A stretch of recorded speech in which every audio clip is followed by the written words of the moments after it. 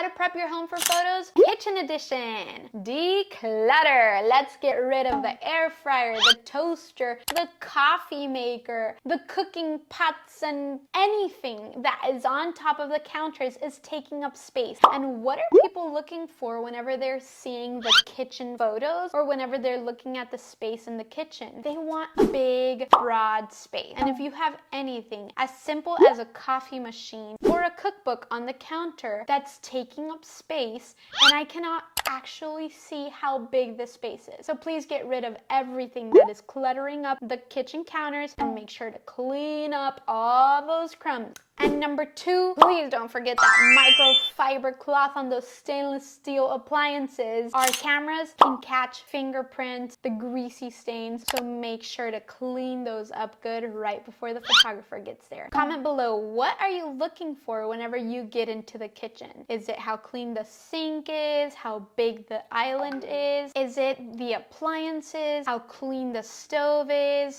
The spacious island? What are you looking for in a kitchen? Comment below.